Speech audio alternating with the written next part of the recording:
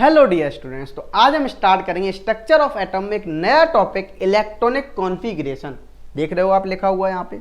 बहुत ही important topic है, चाहे आप ऑर्गेनिक के बेसिस पे बोलो या इनऑर्गेनिक के बेसिस पे, दोनों में ही बहुत इंपॉर्टेंट है ना। इनऑर्गेनिक क्योंकि इसलिए इंपॉर्टेंट हो जाता है क्योंकि आपने देखा होगा, कोई भी आपने पीरियोडिक टेबल को देखा होगा, इनऑर्गेनिक में देखा है, सुना है नाम पीरियोडिक टेबल का, क्लासिफिकेशन ऑफ एलिमेंट्स, है ना। क्लास 10th में थे जब छोटे छोटे थे, तो वहां भी जो हमने सिंपली क्लासिफिकेशन किया था वो आपका इलेक्ट्रॉनिक कॉन्फ़िगरेशन के बेसिस पे ही क्लासिफिकेशन किया था। इस बात को ध्यान रखना। अब बच्चे सोच रहे सर इसके इलेक्ट्रॉनिक कॉन्फ़िगरेशन करेंगे तो करेंगे कैसे। अभी तक जो आपने सीखा था इलेक्ट्रॉनिक कॉन्फ़िगरेशन, जैसे आप फ्लोरीन का कर रहे हो तो आपने सीखा होगा 2,7, है ना। मैग्नीशियम का कर रहे हो 2,8,2, कैल्शियम का कर रहे हो तो आप 2,8,8,2 इस तरीके से आपने सीखा था। लेकिन अब आप ऐसे इलेक्ट्रॉनिक कॉन्फ़िगरेशन को नहीं करेंगे। अब आपको एक नया मेथड सीखना होगा, ठीक है। उन मेथड को सीखने के लिए, उस मेथड को सीखने के लिए सिंपल आपको कुछ रूल्स का फॉलो करना पड़ेगा। कैसे, कौन कौन से रूल हो गए सर, वो बताइए आप मुझे। बिल्कुल हम बताते हैं। पहला हो गया आपका ऑफ बाउ प्रिंसिपल। कौन सा? ऑफ बाउ प्रिंसिपल। दूसरा हो गया पाउलीज एक्सक्लूजन प्रिंसिपल, है ना। तीसरा हो गया हुंड रूल। ये रूल आपको पढ़ने पड़ेंगे। जैसे ट्रैफिक के रूल्स होते हैं ना, उनको फॉलो करना पड़ता है, या आपने हॉस्टल में पढ़ते होगे या आपने स्कूल में कुछ रूल्स एंड रेगुलेशंस होते हैं, आपको उनको फॉलो करना पड़ता है। सिंपल इसी तरीके से आपको इन रूल्स को भी फॉलो करना पड़ेगा, और जैसे ही आप इन रूल्स को फॉलो करेंगे आपका इलेक्ट्रॉनिक कॉन्फ़िगरेशन हो जाएगा। हम एक एक करके पढ़ेंगे, ऑफ बाउ, पॉली और हुंड्स रूल। चलो पहला हम देखते हैं यहाँ पे ऑफ बाउ प्रिंसिपल क्या बोलता है। तो देखो, सबसे पहले हम समझते हैं यहाँ पे ऑफ बाउ के बारे में। तो ऑफ बाउ का मतलब होता है, ऑफ बाउ का मतलब होता है बिल्डिंग अप। बिल्डिंग अप, ठीक है, इस बात को ध्यान रखना, ठीक है। मतलब सिंपल, जैसे आप मान लो आपको टॉप फ्लोर पे जाना है। क्या जाना है? टॉप फ्लोर पे। तो आप कैसे जाते हो? सीढ़ी से जाते हो, लोअर एनर्जी से हायर, लोअर से हायर की तरफ जाते हो कि बिल्कुल हनुमान जी की तरह सीधी छलांग लगा दोगे, ग्राउंड से ही सीधा टॉप पे पहुंच जाओगे? नहीं पहुंच सकते ना। सिंपल लेवल बढ़ाते हुए चले जाओगे, है ना। सिंपल इस तरीके से बढ़ते हुए चले जाओगे, आई होप, ठीक है। सीढ़ियां चढ़ते जाओगे, लोअर टू हायर चढ़ते जाओगे। तो इसी तरीके से आप इलेक्ट्रॉन को क्या करेंगे? फिलिंग करेंगे या इलेक्ट्रॉनिक कॉन्फ़िगरेशन करेंगे। कैसे? लोअर एनर्जी से, लोअर एनर्जी से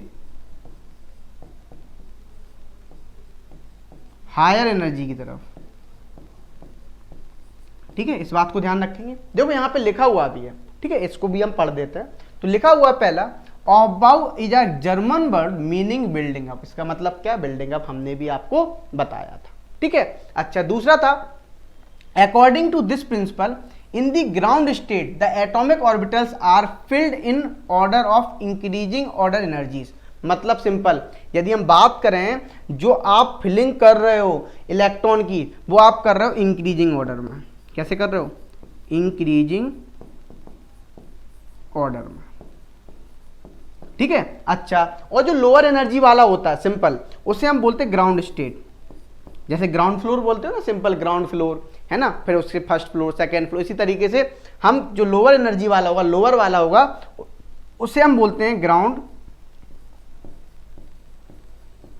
स्टेट, ठीक है। ये बात क्लियर आपको? अब लिखा हुआ भी है यहाँ पे, in the ground state the electrons first occupy the lowest energy orbital available. मतलब सिंपल, पहले कौन से में जाएगा? पहले लोअर में जाएगा, ग्राउंड स्टेट में इलेक्ट्रॉन जाएगा, फिर हायर में चलता चला जाएगा। जैसे आप देख सकते हो यहाँ पे 1s 2s 2p 3s 3p 3d, है ना, 4p 5s 4d 5p 6s 4f। ये जो एनर्जी लिखी हुई है ना, इस तरीके जो आपके ऑर्बिटल्स लिखे हुए हैं, ये सारे ऑर्बिटल्स आपके कैसे लिखे हुए हैं? इंक्रीजिंग ऑर्डर में लिखे हुए हैं। किस ऑर्डर में लिखे हुए हैं? इंक्रीजिंग ऑर्डर में लिखे हुए हैं। तो मैं लिख देता हूं यहाँ पे इंक्रीजिंग ऑर्डर, ठीक है। इस बात तो क्लियर हो गया।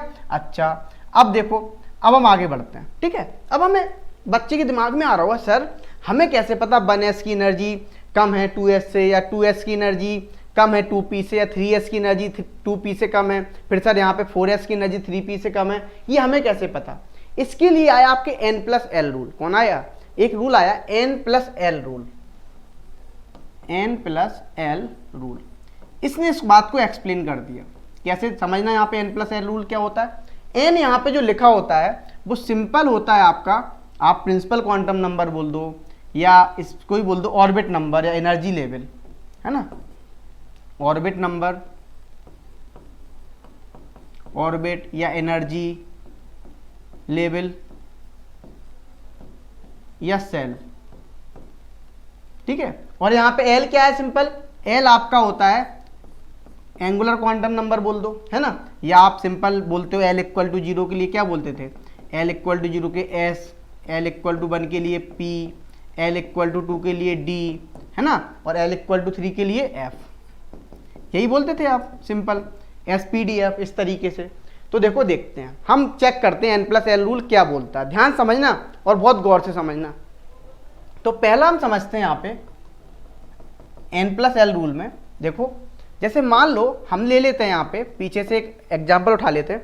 हम उठाते हैं 2p और 3s, ठीक है, 2p उठा लिया और 2p और 3s नहीं उठाते हैं अभी रुक जाओ थोड़ा, 2p 3s में कंफ्यूज हो गए, अभी 3s और 3p उठा लेते हैं, ठीक है। तो 3s की हमें नहीं पता 3s की एनर्जी ज़्यादा होती है या 3p की एनर्जी ज़्यादा होती है। तो इसके लिए क्या पता करना पड़ेगा हमें? n+l value. तो कैसे करेंगे n+l वैल्यू? ध्यान समझना, यहाँ पे लिखा n, यहाँ पे लिखा l, ठीक है। अच्छा अब देखो n की वैल्यू क्या होती है? यही है जो पहले लिखा हुआ है, ये 3 हो गई, इसके लिए भी 3 हो गई, ठीक है। अच्छा अब देखो, अब l की वैल्यू s के लिए क्या होती है? 0, हमने अभी हाल बताया आपको। और l के लिए p की वैल्यू क्या होती है? 1। अब हम n+l वैल्यू निकालते हैं, n+l। तो यहाँ पे कितना हो जाएगा? 3, यहाँ पे कितना हो जाएगा? 4। यही हो गया सिंपल, ठीक है। तो अब आप कह सकते हो यहाँ पे सिंपली यदि देखा जाए तो किसकी n+l वैल्यू किसकी ज़्यादा है? 3p की ज़्यादा है, ठीक है। जब n+l वैल्यू 3p की ज़्यादा है तो आप बोल सकते हैं 3p की एनर्जी ज़्यादा होगी किसकी? 3s से, यही होगा, है ना। इसकी एनर्जी क्या हो गई? ज़्यादा हो गई, ठीक है। अच्छा और देखते हैं ऐसे एग्जाम्पल्स अपन, सिंपल सा देखो समझना ध्यान से। जैसे अब हम ले लेते हैं यहाँ पे 4s और 3d, ठीक है, 4s और 3d ले लेते हैं, किसकी एनर्जी ज़्यादा होगी? तो ध्यान समझना, 4s और 3d सिंपल लिख दिया मैंने। अब क्या करना है आपको? जैसे ही आपने 4s और 3d लिखा तो अब आपको n की वैल्यू लिखनी है। तो n की वैल्यू और l की वैल्यू, n के लिए यहाँ पे किसकी वैल्यू हो जाएगी? n की 4 हो जाएगी, यहाँ पे कितनी हो जाएगी? 3 हो जाएगी, यहाँ पे l की वैल्यू कितनी हो जाएगी? 0s के लिए, d के लिए l की वैल्यू 2। तो देखो यदि आप n+l वैल्यू निकालोगे तो कितना आएगा? ऐड कर दो, यहाँ पे 4 आएगा और यहाँ पे 5 आएगा। तो जितनी ज़्यादा n+l वैल्यू जिसकी ज़्यादा होगी वही क्या हो जाएगा? बोलो, उसी की एनर्जी ज़्यादा हो जाएगी। तो यहाँ पे किसकी ज़्यादा एनर्जी हो जाएगी? 3d की ज़्यादा एनर्जी हो जाएगी 4s से। इस तरीके से ये बात क्लियर हो गई होगी। अब देखो आगे बढ़ते हैं, नेक्स्ट चलते हैं। अब हम यदि मान लो सर अभी तो चलो n+l वैल्यू अलग अलग आ रही है, मान लो सर n+l वैल्यू सेम आ गई, तब क्या होगा? बिल्कुल हम बताएंगे आपको क्या होगा। तब क्या होता है, देखो एक एग्जांपल ले लेते हैं, जैसे हमने अभी बोला था आपका 2p और 3s ले लेते हैं। क्या ले लेते हैं? 2p और 3s, ठीक है। तो देखो हमने ले लिया 2p एक तरफ ले लिया 3s। अब इसके लिए n की वैल्यू लिखते हैं, 2 हो जाएगी, इसके लिए n की वैल्यू कितनी होगी? 3। ध्यान समझना, ठीक है। इसके लिए l की वैल्यू क्या हो जाएगी? 1, और इसके लिए l की वैल्यू क्या हो जाएगी? 2। ये हो गया, ठीक है। अब देखो, अब आप देख सकते हैं जब आप सिंपल n+l वैल्यू निकालेंगे तो कितना आएगा? ये 3 आएगा, ये कितना आएगा? 5 आएगा, सॉरी, अच्छा हाँ ठीक है ना, ये 3 आएगा, ये 5 आएगा, इस तरीके से, ठीक है। अभी तो चलो n+l वैल्यू किसकी ज़्यादा हो रही? 3d की ज़्यादा हो रही 2p से। तो अभी तो आप क्या ले लोगे? सिंपल 3d की क्या ले लोगे? ज़्यादा ले लोगे एनर्जी। मैं ये ले रहा था केस, मैंने गलत केस ले लिया है, मैं केस ले रहा था सेम वाला, ठीक है। जो सेम वाला केस था वो था 3s और 3p का, ठीक है। ध्यान समझना, यहाँ पे मैंने 3s ले लिया और यहाँ पे मैंने 3p ले लिया, ठीक है। अब देखो क्या होगा? n की वैल्यू है ना, यहाँ पे क्या हो जाएगा? देखो यदि 3s ले लिया और यहाँ पे हमने 3p ले लिया, नहीं 3s 3p नहीं लेते हैं अपन, लेते हैं सिंपल 2p और 3s लेते हैं, ठीक है। अब लेकिन इसको अपन कर लेते हैं 3s 3p को भी कर लेते हैं, उसके बाद अपन 2p और उसको ले लेते हैं, क्योंकि यहाँ भी आपकी एनर्जी n+l वैल्यू जिसकी ज़्यादा हो जाएगी वही हो जाएगा सिंपल अभी भी। तो देखो n = 3, यहाँ भी n = 3, l = 0, यहाँ भी l = 1, तो n+l वैल्यू किसकी ज़्यादा आ गई, n+l वैल्यू आ गई 3 प्लस यहाँ पे 4, तो सिंपल 3p की एनर्जी ज़्यादा हो गई 3s। ये तो मैंने पहले ही निकाल दिया था, आई होप ठीक है, ये वाला मैंने पहले ही वाला क्वेश्चन कर दिया दोबारा से, कोई बात नहीं। लेकिन चलो दोबारा से फिर से करते हैं, उठाते हैं अपन सेम वाले उठाते हैं। हम यहाँ पे उठाते हैं 3d और 4p, ठीक है, कौन सा 3d और 4p। तो ध्यान सुनना यहाँ पे, देखो ध्यान से, हमने एक तरफ 3d ले लिया, एक तरफ 4p ले लिया। अब क्या करोगे, अब किसकी एनर्जी ज़्यादा हुई ये देखते हैं कि 4p की या 3d की। तो देखो n की वैल्यू जब हम लिखते हैं यहाँ पे 3, यहाँ पे 4, l की वैल्यू d के लिए 2 और p के लिए 1, जब हम n+l निकालते हैं तो सिंपल कितना हो जाता है 5 और यहाँ पे 5। अब कैसे बताओगे, अब देखो सेम आ गई दोनों की वैल्यू, जब सेम आ गई है इस केस में अब आप क्या देखोगे, तो इस केस में आप देखते हो सिंपल l की वैल्यू जिसकी n की वैल्यू ज़्यादा होगी, जिसकी n की वैल्यू ज़्यादा होगी, वैल्यू ऑफ n जिसकी ज़्यादा होगी उसकी ही एनर्जी क्या होगी, ज़्यादा होगी। ये कब होगा, ये तब होगा जब value of n+l is same. क्या आएगा, n+l की वैल्यू जब सेम आएगी तब ऐसा आप करेंगे। तो आई होप आपको ये बात क्लियर हो गया होगा। जब आपका n+l वैल्यू सेम नहीं आएगा तब तो जिसकी n+l वैल्यू ज़्यादा होगी उसी को देखेंगे। लेकिन जब आपका सिंपल जब आपका n+l वैल्यू सेम आएगा तब हम क्या देखेंगे, तब हम यहाँ पे सिंपल n+l वैल्यू जब सेम आया तो हम n की वैल्यू देखेंगे, जिसमें n की वैल्यू ज़्यादा होगी उसी को ले लेंगे, ठीक है। और यदि मान लो जब डिफरेंट आएगा, जब डिफरेंट होगा n+l की वैल्यू डिफरेंट आएगी, जिसकी ज़्यादा आएगी, तो हम डिफरेंट में जिसकी ज़्यादा आएगी उसको हम क्या ले लेंगे, एनर्जी ज़्यादा ले लेंगे। तो आई होप आपको ये बात क्लियर हो गई होगी, ठीक है। तो इस तरीके से आपको ये बनाया हुआ चार्ट पूरा ऑफ प्रिंसिपल का आप देखेंगे, यदि इसको आप जोड़ना चाहें तो इस तरीके से जोड़ सकते हैं। आप इस तरीके से फिलिंग करेंगे, 1s के बाद 2s, इस तरीके से आप जोड़ते चले जाएंगे और इलेक्ट्रॉन की फिलिंग करते हुए चले जाएंगे। हम लास्ट में ही क्वेश्चंस कराएंगे, इलेक्ट्रॉन्स की फिलिंग भी कराएंगे आपको, तो आपको क्लियर हो जाएगा और अच्छे से, ठीक है, और अच्छे से आपको क्लियर हो जाएगा। तो आई होप आपको ये बात क्लियर हो गई होगी, ठीक है। ये लिखा हुआ 1s 2s 2p 3s 3p 4s 3d increasing order में क्या लिखे हुए हैं, सारे के सारे ऑर्बिटल्स लिखे हुए हैं। अब हम चलते हैं नेक्स्ट टॉपिक पे। नेक्स्ट टॉपिक क्या बोले, हम नेक्स्ट प्रिंसिपल पे चलते हैं, पॉली एक्सक्लूजन प्रिंसिपल। अब हम देखते हैं पॉली एक्सक्लूजन प्रिंसिपल। तो देखो क्या बोलता है, पॉली एक्सक्लूजन प्रिंसिपल बोलता है जो आपके 4 क्वांटम नंबर होते हैं, 4 क्वांटम नंबर, है ना। किसी भी आप ऑर्बिटल में यदि 2 इलेक्ट्रॉन भरोगे, फिल करोगे, तो उनके चारों के चारों quantum number are not same, वो सेम नहीं होने चाहिए। 4 quantum number are not same, ठीक है, ये बात ध्यान रखना है, ठीक है। तो लिखा हुआ भी according to this principle no 2 electrons in an atom can have same set of all the 4 quantum number n l m and l। मतलब n मतलब principal quantum number, azimuthal quantum number, magnetic quantum number और spin quantum number, ये same नहीं होने चाहिए। अच्छा, means मतलब क्या है, यदि मान लो आपने इलेक्ट्रॉन्स इस तरीके से भर दिया, मान लो सेम स्पिन में, देखो आपको इस तरीके से लिखा हुआ मिलेगा, इसका मतलब होता है इलेक्ट्रॉन क्लॉकवाइज गया। कैसा गया, क्लॉकवाइज। आपको इस तरीके से भी लिखा हुआ मिल सकता है बुक्स में, तो टीचर्स रिप्रेजेंटेशन इस तरीके से लिखते हैं, ठीक है। इन दोनों का ही मतलब क्लॉकवाइज है, और इसका मतलब होता है सिंपल इस तरीके से लिख दे, या आपको इस तरीके से लिखा हुआ मिले, इसका मतलब होता है एंटी क्लॉकवाइज में। इलेक्ट्रॉन जो गया है वो सिंपल किस में गया है, एंटी क्लॉकवाइज में गया हुआ है, ठीक है। अब देखो यदि मैं इनके चारों क्वांटम नंबर निकालें, ठीक है, जैसे मान लो आपने यहाँ पे कोई भी आपके चारों क्वांटम नंबर आए, है ना, आपका मान लो n की वैल्यू आपकी x है यहाँ पे सिंपल, या आपकी n की वैल्यू 1 है, मैं मान लो 1s2 के लिए निकाल रहा हूँ, ठीक है। इस तरीके से ध्यान से सुनना, l की वैल्यू 0 है, m की वैल्यू 0 है, s की वैल्यू इसके लिए क्या हो जाएगी, s की वैल्यू क्लॉकवाइज जा रहा है तो प्लस हाफ हो जाएगी, क्या हो जाएगी, प्लस हाफ हो जाएगी। अच्छा, इसके लिए निकालते सेम, अब चारों n की वैल्यू 1, l की वैल्यू 0, m की वैल्यू 0, ये भी क्लॉकवाइज जा रहा, तो s की वैल्यू क्या हो जाएगी, +½ हो जाएगी इसके लिए भी। तो मतलब ये सिंपल ये बोल रहा है कि चारों के चारों क्वांटम नंबर सेम नहीं होना चाहिए। मतलब इस तरीके से इलेक्ट्रॉनिक कॉन्फ़िगरेशन करोगे तो ये क्या हो जाएगा, गलत हो जाएगा। मतलब ये क्या लिखा हुआ है, रॉन्ग, इस तरीके से। अब फिर कैसे करेंगे, सिंपल सी बात है। देखो आपको ये रूल्स पता है, जैसे मान लो एक होटल है और एक होटल में रूम्स हैं और हमने हर एक रूम में बोल दिया है सिंपल कितने लोग रहेंगे, 2 लोग रहेंगे, ठीक है। अब हर एक रूम में 2 लोग रहेंगे, अब वो भी 2 रहेंगे कैसे, हमेशा उनके जो क्वांटम नंबर्स होंगे वो सेम नहीं होने चाहिए। मान लो वो दो इलेक्ट्रॉन, मान लो वो 2 इलेक्ट्रॉन ही है सिंपल से, तो दोनों के दोनों क्या नहीं रहेंगे, उनके बोलो क्वांटम नंबर सेम नहीं रहेंगे। मतलब यदि हम इस तरीके से बोल सकते हैं कि मान लो एक इलेक्ट्रॉन आपका क्लॉकवाइज जा रहा है तो दूसरा कैसा जाना चाहिए, एंटी क्लॉकवाइज जाना चाहिए।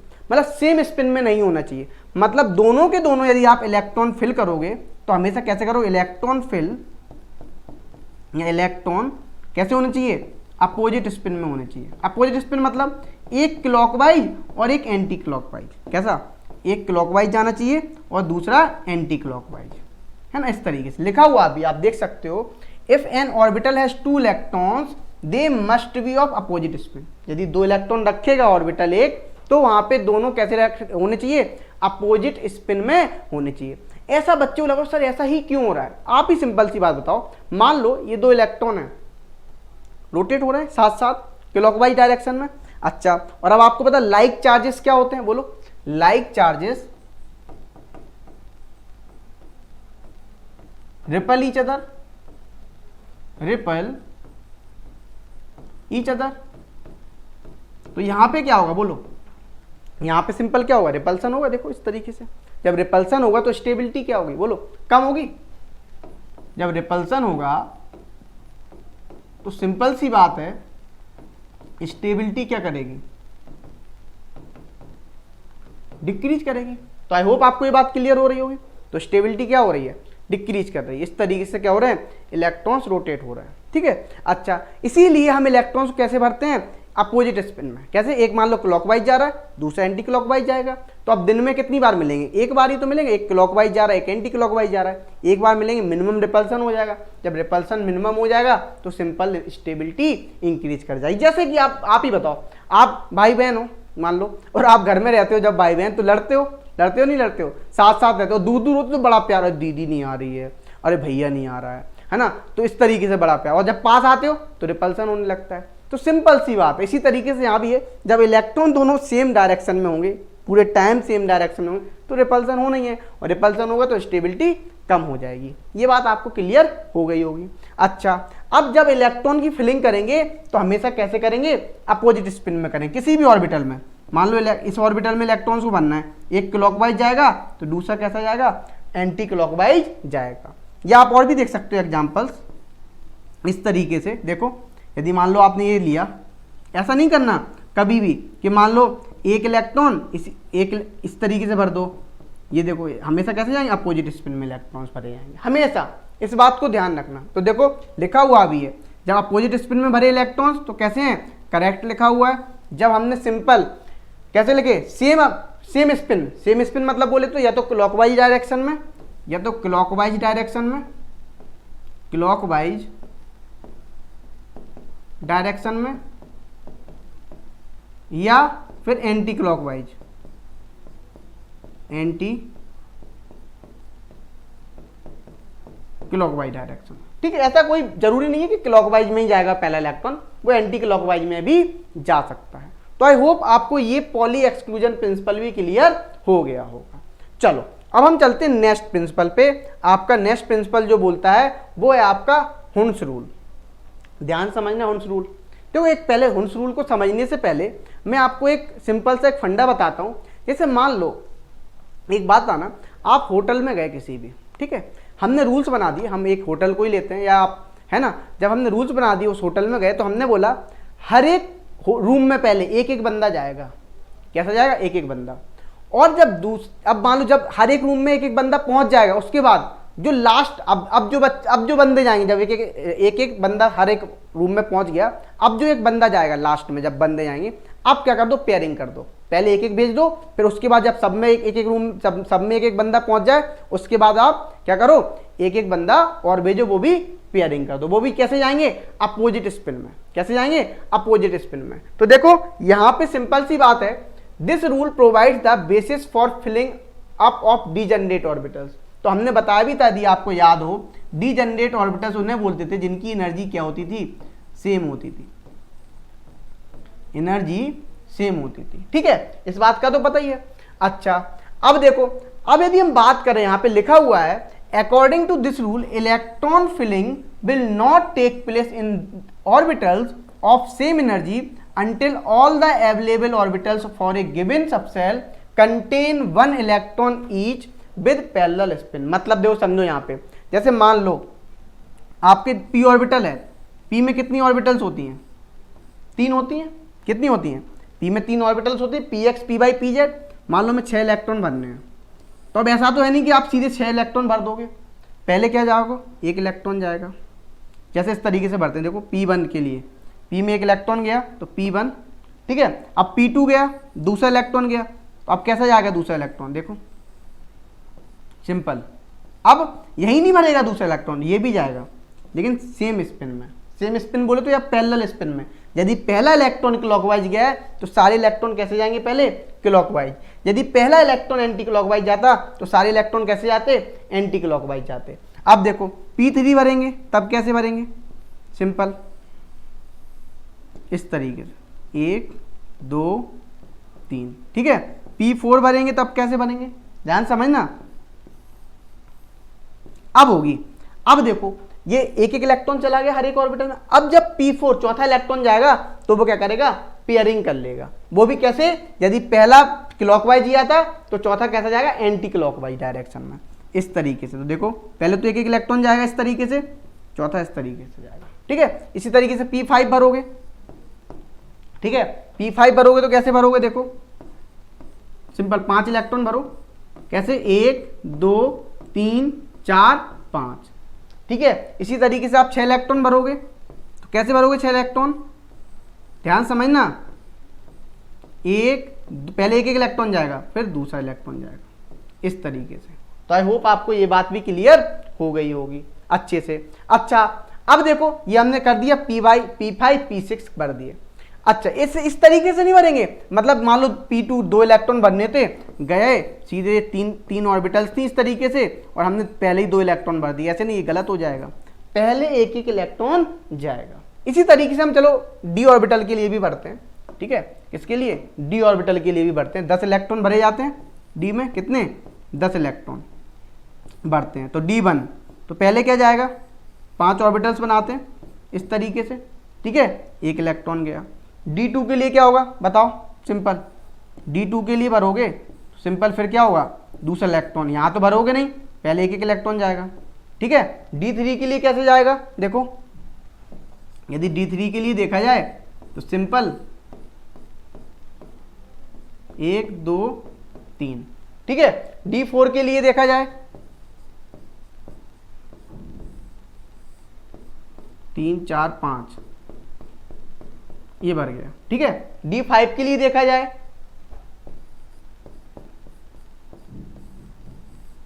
2 3 4, 1 2 3 4 5, ठीक है, D5 के लिए हो गया। अब देखो D6 के लिए देखा जाए, अब पेयरिंग होगी, वो भी यदि मान लो पहला क्लॉकवाइज गया था तो 6 वाला कैसे जाएगा, एंटी क्लॉकवाइज जाएगा। तो देखो इस तरीके से भरोगे आप,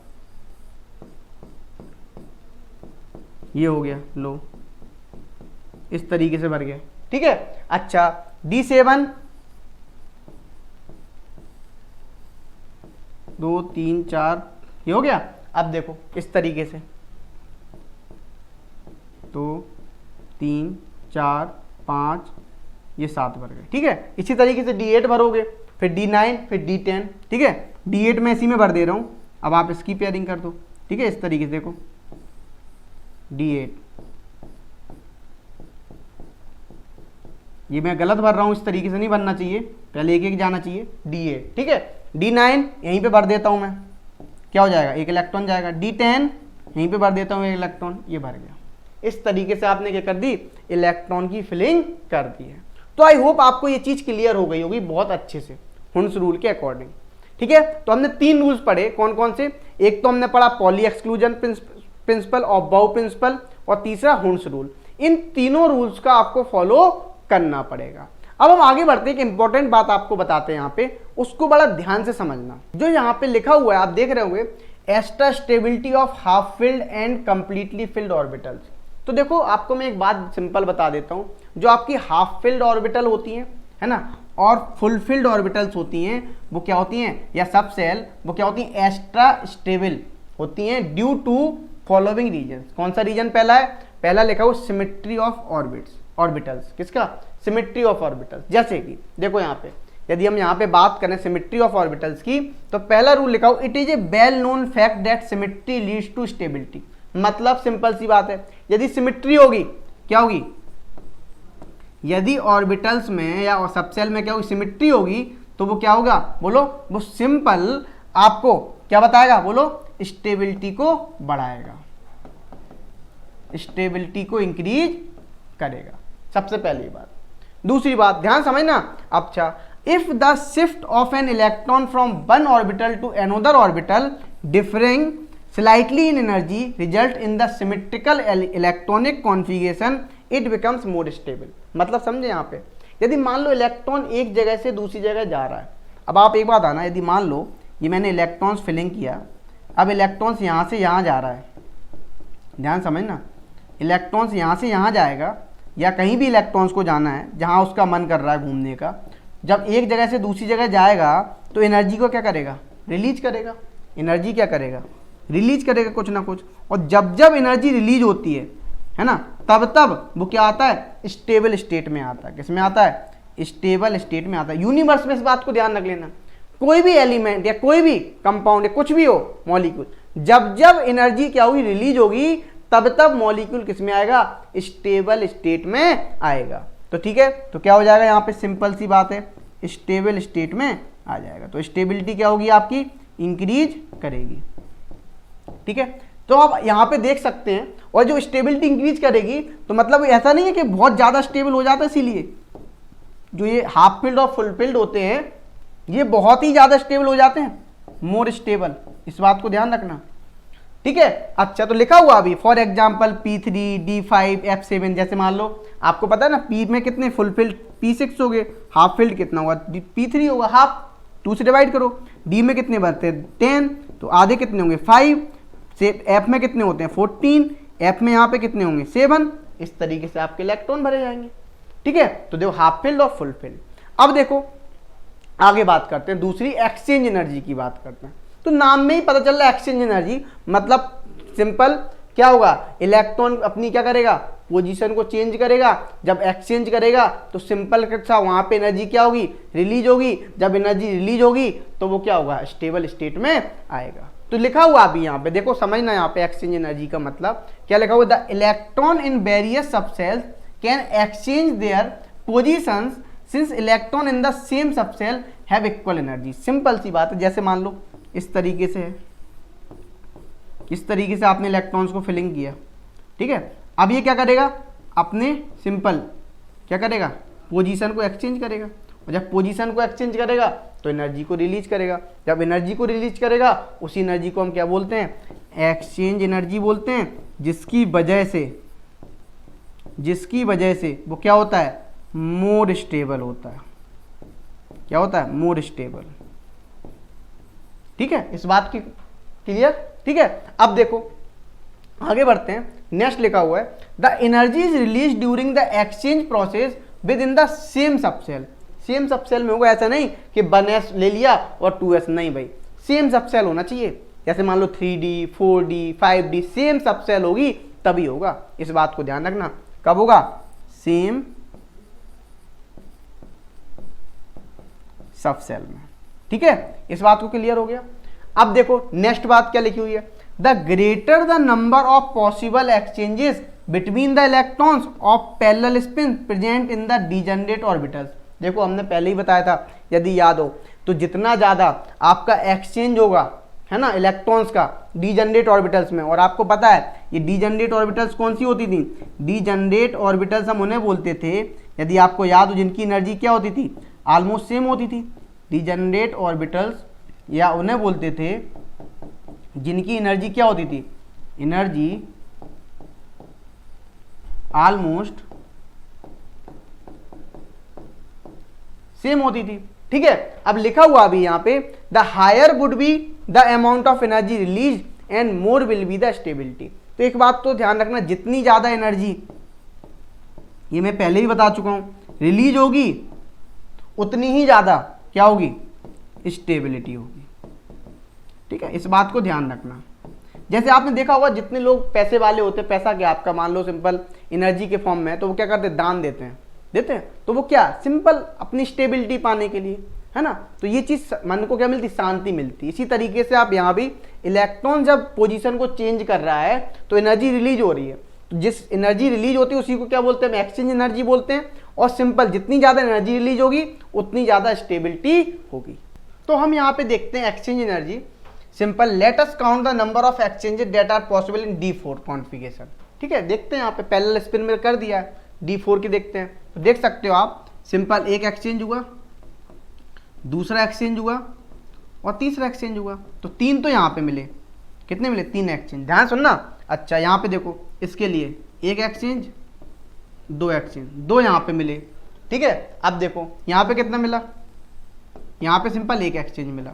यदि आप देख रहे हो तो सिंपल तीन एक्सचेंज, तीन कितने एक्सचेंजेस में टोटल नंबर हो, 3 + 2 + 1 सिंपल कितना हो गया, 6 हो गया। कितने एक्सचेंजेस मिले, 6 एक्सचेंजेस मिले। तो आई होप आपको ये बात क्लियर हो रही होगी। तो आप इस तरीके से क्या देखते हैं, एक्सचेंजेस देखते हैं। ठीक है, तो जितना ज्यादा एक्सचेंजेस होंगे पॉसिबल एक्सचेंज, उसकी उतनी ज्यादा क्या होगी, एनर्जी होगी।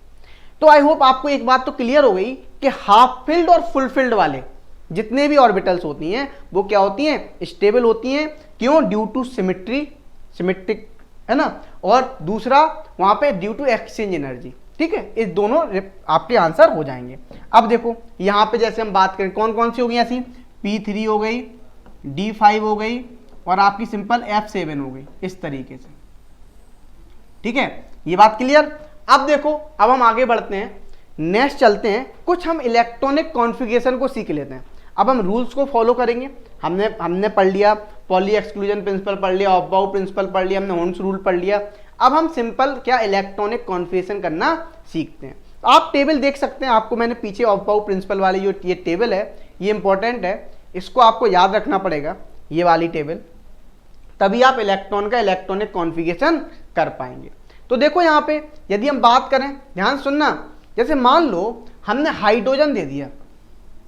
ठीक है, हाइड्रोजन, हमें एटॉमिक नंबर पता होना चाहिए, लिथियम, हीलियम, ठीक है, बेरिलियम, ये 4 करते हैं। ठीक है, 4 करते हैं इस तरीके से। अच्छा, हम कुछ आपको एनर्जी लेवल कुछ लिख के दिखा देते हैं, जैसे 1s, 1s के बाद 2s, फिर 2s के बाद 2p, 1s, 2s, 2p, 3s, 3p, 4s, 3d। Simple, इतने में आपका काम बन जाएगा। ठीक है, अब देखो 30 तक आपके इलेक्ट्रॉनिक कॉन्फ़िगरेशन करना आप सीख जाएंगे। अब देखो यहाँ पे ध्यान सुनना, जैसे हाइड्रोजन का करना है तो क्या होगा, हाइड्रोजन का एटॉमिक नंबर कितना होता है, 1, लिथियम का 3, हीलियम का 2, बेरिलियम का 4।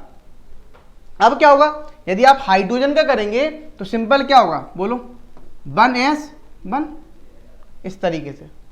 तो हमने देखा था हाइड्रोजन का जब इलेक्ट्रॉनिक कॉन्फ़िगरेशन किया था तो 1s1 हुआ था। देखो एक बात मैं उससे पहले और बता देता हूँ, इलेक्ट्रॉनिक कॉन्फ़िगरेशन और करने से पहले आपको एक बात तो पता है, एस सब सेल में कितने इलेक्ट्रॉन आते हैं, 2।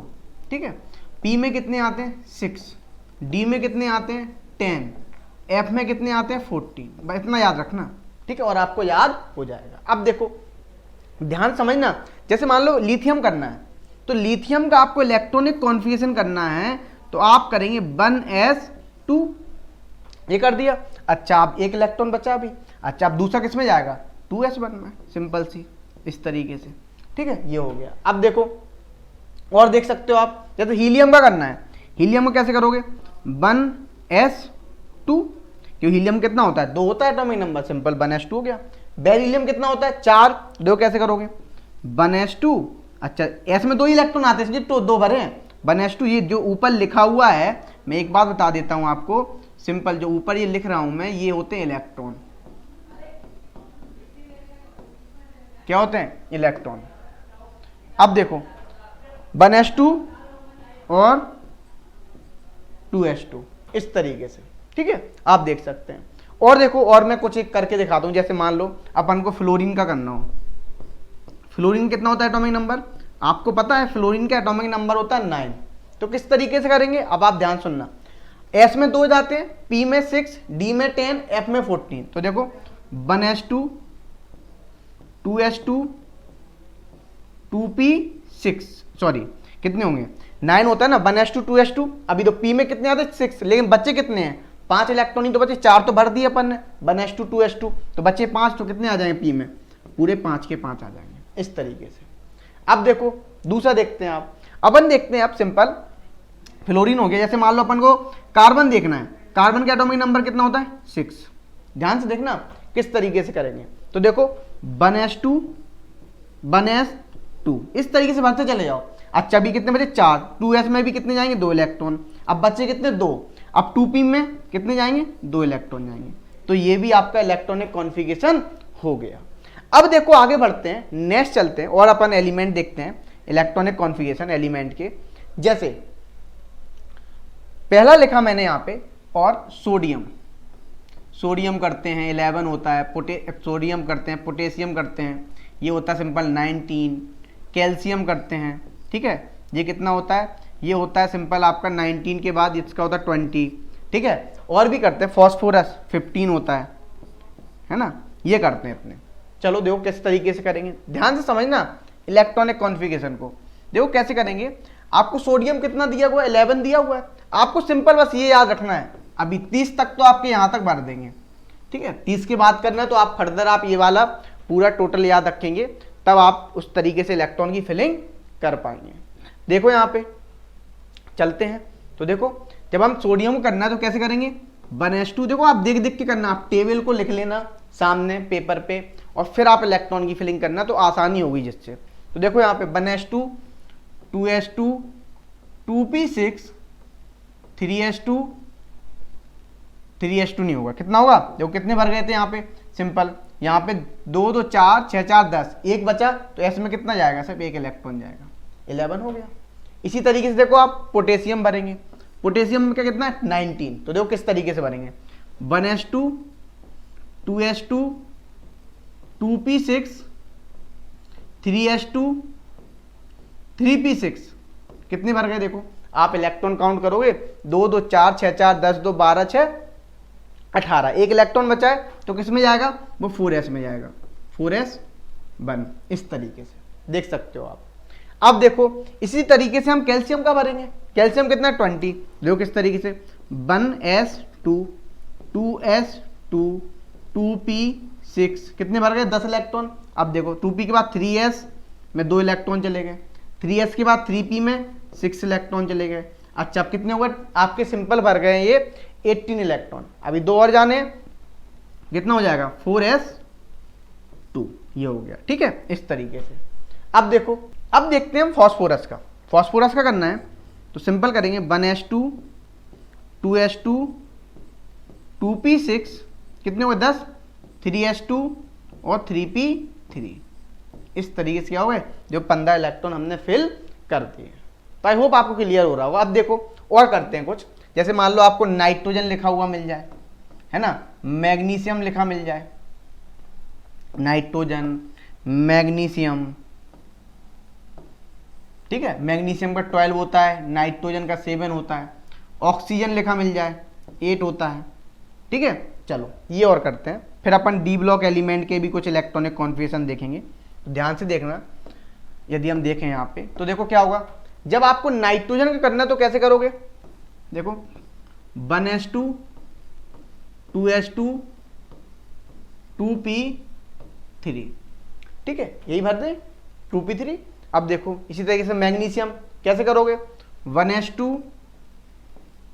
2s2 2p6, अब 3s में कितने आ जाएंगे, 2 आ जाएंगे, सिंपल 12 हो गया, ठीक है। इसी तरीके से आप देखो ऑक्सीजन करेंगे तो ऑक्सीजन का क्या था 8 है, तो 1s2 2s2 2p6, 2p6 नहीं आएगा यहाँ पे क्योंकि 10 इलेक्ट्रॉन हो गया, हमें चाहिए कितने 8, तो 2p4 आएगा सिंपल। कितना आएगा 2p4। इस तरीके से आप इलेक्ट्रॉनिक कॉन्फ़िगरेशन कर देंगे। मैं कुछ और करके दिखाता हूँ आपको सिंपल से। तो देखो अपन करते हैं यहाँ पे स्कैंडियम, टाइटेनियम, वेनेडियम, है ना। मैं क्रोमियम का बाद में करूँगा, मैग्नीज, है ना। फिर आपका मैं आयरन लिख दूँ, ठीक है। आयरन के बाद निकेल लिख दूँ, कोबाल्ट और जिंक, यहाँ पे जिंक, कोबाल्ट और जिंक, ठीक है। मैं कॉपर और क्रोमियम का ये मैं यहाँ पे अलग से लिख रहा हूँ, ठीक है। ये अलग से करूँगा, इसका 29 होता है, इसका 24 होता है, ठीक है। चलो मैं नंबर लिख देता हूँ, एटॉमिक नंबर। इसका 21, इसका 22, इसका 23, इसका 25, ठीक है।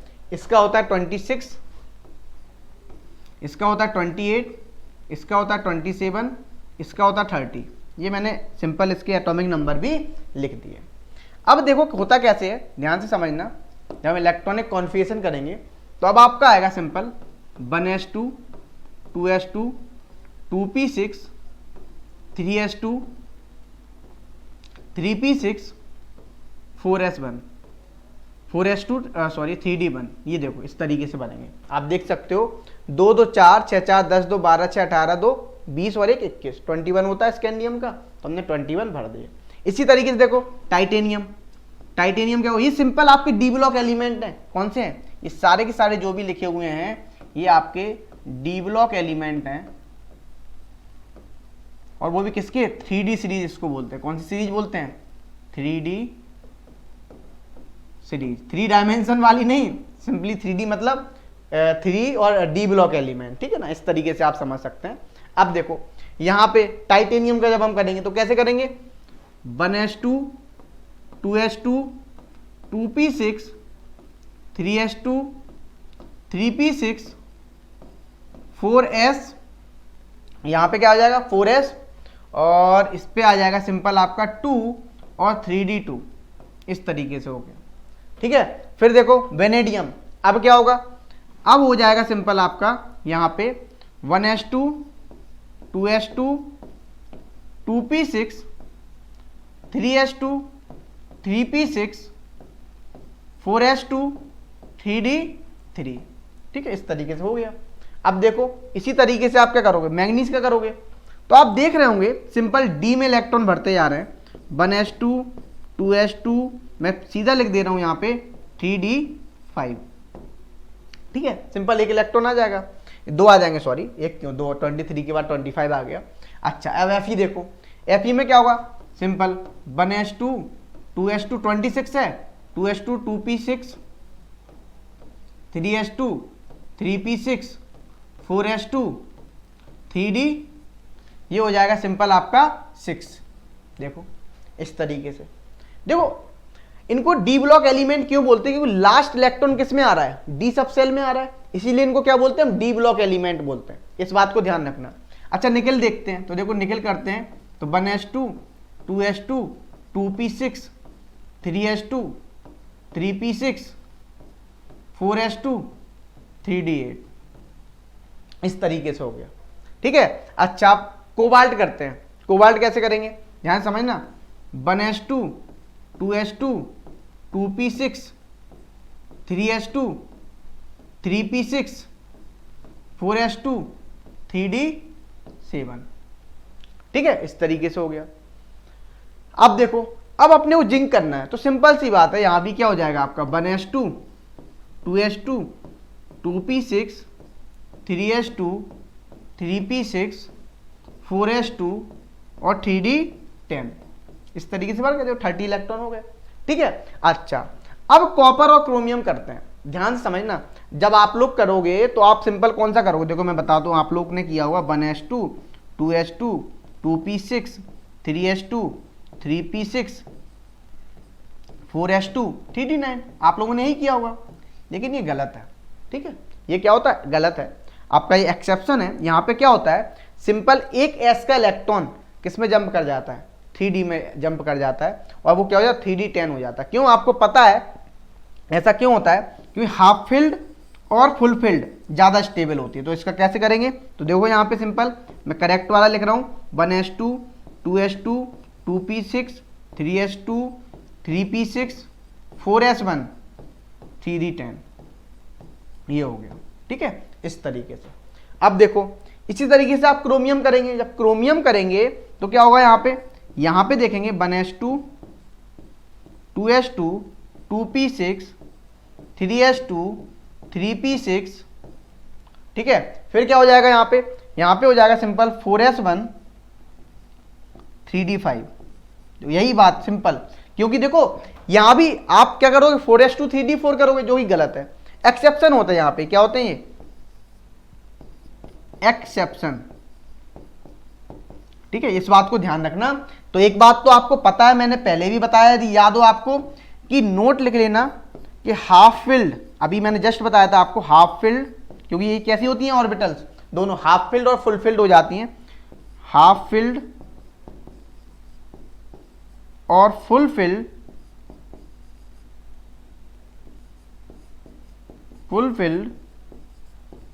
ऑर्बिटल आर मोस्ट स्टेबल, ज्यादा स्टेबल होते हैं, या मोस्ट बोले हम एक्स्ट्रा स्टेबिलिटी मिल जाती है उनको, इस तरीके से हम समझ सकते हैं। तो आई होप आपको इलेक्ट्रॉनिक कॉन्फ़िगरेशन का टॉपिक भी बहुत अच्छे से क्लियर हो गया होगा। बस आपको रूल्स पता होना चाहिए और आपको ऑफ बाउ प्रिंसिपल याद होना चाहिए। ठीक है, किस तरीके से 1s के बाद 2s आएगा, 2s के बाद 2p आएगा, 2p के बाद 3s आएगा, इस तरीके से आपको सारे एनर्जी लेवल्स आपको पता होने चाहिए इंक्रीजिंग ऑर्डर में। ठीक है, तो इससे क्या होगा, क्लियरिटी हो जाएगी, आपको सिंपल क्वेश्चन करने में आसानी होगी। ये इंपॉर्टेंट है, आपके बोर्ड में बहुत आता है, कॉपर और क्रोमियम पूछा जाता है, तो ध्यान से इस चीज को पढ़ना। ठीक है, इसी के साथ ये टॉपिक होता है यहीं पे समाप्त। मिलते हैं आपसे नेक्स्ट टॉपिक।